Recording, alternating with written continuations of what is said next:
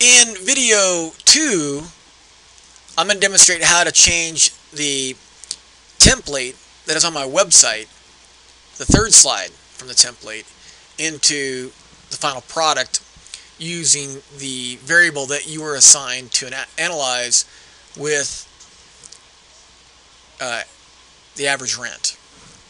So I'm going to go back to the Excel spreadsheet that we have been working on. I'm going to go ahead and put this off to the side over here. And I'm going to delete this stuff. We don't need this stuff anymore here. So I'm going to delete that. So I'm going to put this stuff off to the side here. Okay. Maybe I can put that right here. I don't know. Okay, so down here, we want to know if rent is higher. I've been given the question, or the test.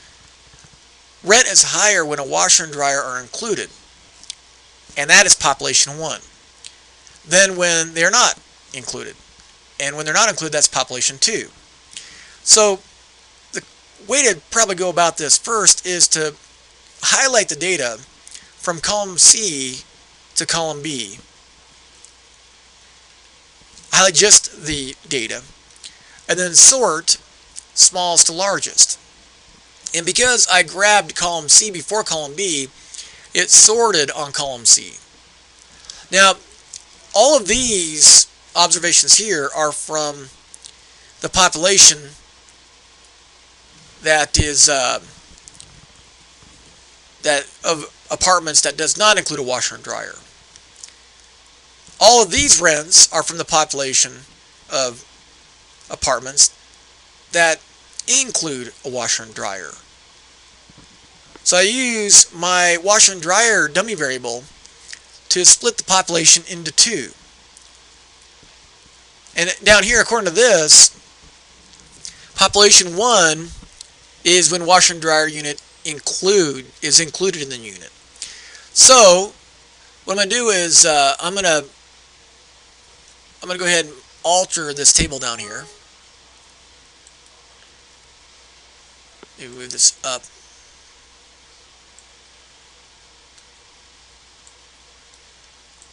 This will be washer and dryer is in unit. And this is going to be washer and dryer is not in unit. I can go ahead and delete this stuff here. I don't need the correlation anymore. I don't need the R-square anymore. Okay, so let's go back to PowerPoint real quick. In the template, I need the standard error, the test statistic, the significance level, the degrees of freedom, and the critical value. So I'm going to go ahead and just copy this stuff here. And I'm going to paste it maybe right here.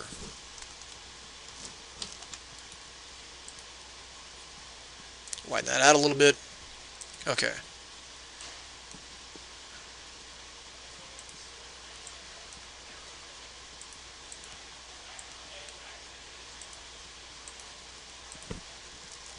Okay, so my overall goal here is to test whether the rent is higher when a washer and dryer are included.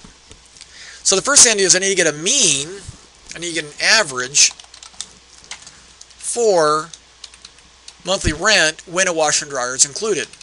And I'm going to go up until I get to the dummy variable going to the value from 1 to 0. So I'm going to stop at row 48. So this value here is 0, and this value here is 1. I'm going to take the average of monthly rent as long as the dummy variable for washer and dryer unit is 1. Then over here, I'm going to do the opposite. Or I'm going to take the average of monthly rent as long as the washer and dryer unit dummy variable is 0. And there is a difference, right? There is a difference in the rents we can charge. And that's reflected in the chart. This height here is about 927. The height of the line over here is about 1028.73. So this increase along this upward sloping line represents this difference. This change here is 1. This height difference change from this point to that point represents this difference. Okay, now we need to do the variance. We're going to do var.s, and we're going to take the variance of mean monthly rent as long as the dummy variable equals 1. And then we're going to do the same thing when the dummy variable equals 0. As long as the dummy variable equals 0, we will compute the variance of monthly rent. So we have two different variances. Now, because these variances are calculated from the samples, this is a sigma unknown problem, which means we need to compute the degrees of freedom. I'm going to go ahead and insert a row here. Here we need the sample size. The sample size for washer and dryer unit can just be computed by summing the ones.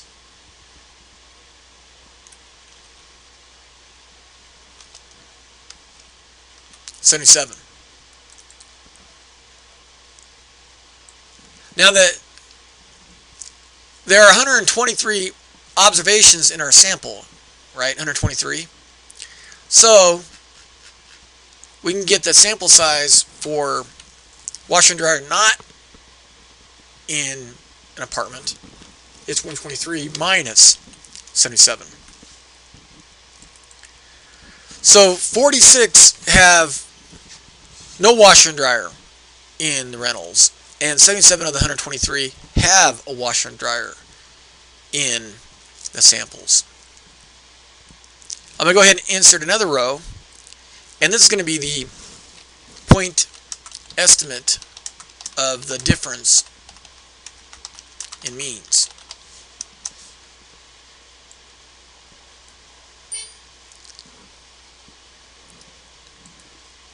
The point estimate of the difference in means is equal to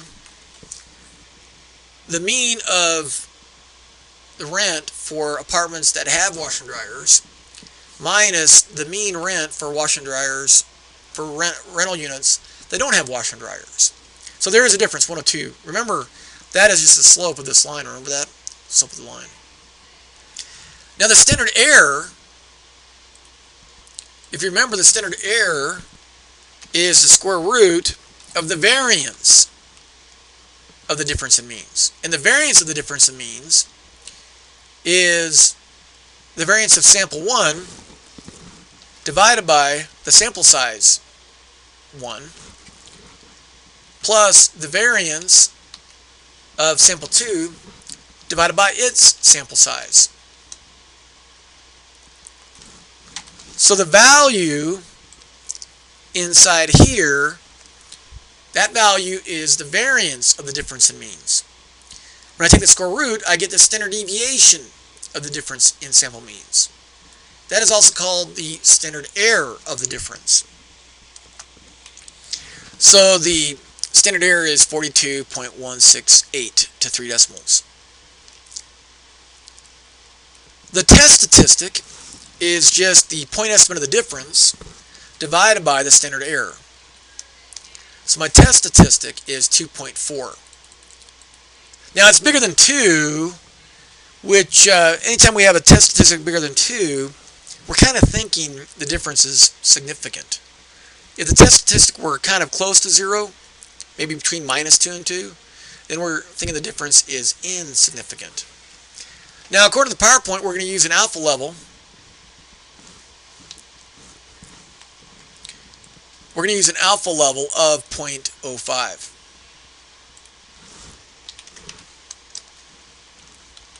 Now we got to calculate degrees of freedom. The degrees of freedom is a complex operation. So what I'm going to do here is I'm going to insert some values, or insert some rows. After merging some columns and doing various manipulations, you end up something that looks like this. So remember, the degrees of freedom for a two-mean test, the denominator is the square of the variance in the difference in means. So what I'm going to do is I'm going to go ahead and I'm going to copy the stuff inside the brackets here. That thing in black here is the variance of the difference in means. I'm going to copy the stuff inside. This quantity here is the variance of the difference in sample means. The degrees of freedom requires me to square that in the numerator. So I'm going to go ahead and square that. Okay. Now, down here in the denominator, you have to take the first part. You have to take this part. You have to take the sigma square, or the sample variance from population 1, divide by its sample size, and you got to square that. And then you got to divide that whole thing by n minus 1. So that's 77 minus 1. Now once you got that done, all you have to do is copy and paste it over here. And we'll just click to double check. So again, the right summand of the denominator is the sample variance from population 2 divided by the sample size. That ratio has to be squared, and then you divide that by n minus 1. And the degrees of freedom equals the quantity in the numerator divided by the sum of the stuff in the denominator. And we're going to go ahead and round that down to 108. You always round the degrees of freedom calculation down because that increases the value of the critical values. So it, in a sense, helps us protect against making a type 1 error. It's like choosing a smaller alpha. Okay, so now I can copy this stuff into the PowerPoint. But what I'm going to do first is I'm going to kind of rearrange this a little bit so it's a little neater.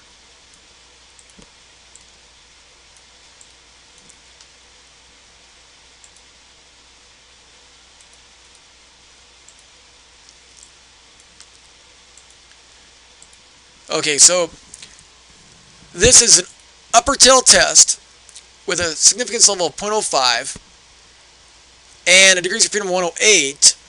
Because it is a upper tail test, a one tail test, we only need a critical value. That critical value comes from column 0.05, alpha divided by 1 because it's a one tail test, and the infinity row of the t-table. If you go to the t-table, column 0.05, in the infinity row, you get 1.645. So the critical value is 1.645.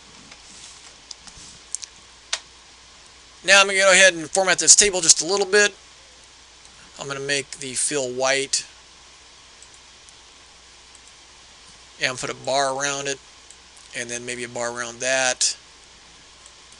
Widen up the columns a little bit so things fit in there better. Maybe add some decimal places to the difference in means. I think that looks pretty good. So I'm going to copy this and put it into the PowerPoint template.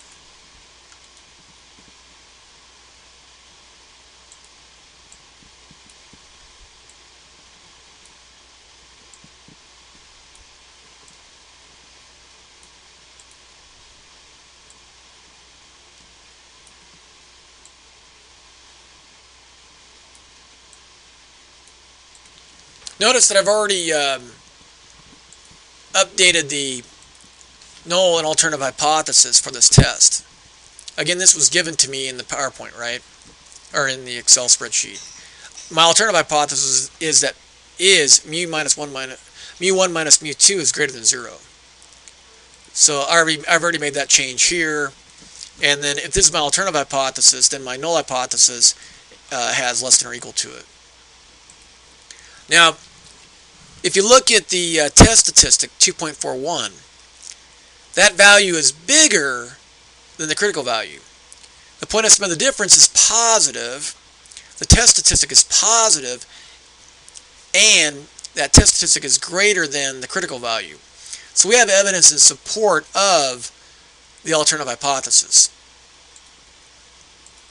So we're going to conclude here that the difference, or the mean rent of apartments that include washer and dryers, is significantly more than the mean rent of apartments that do not include washer and dryers. And that concludes the construction of slide 3 of your final YouTube presentation.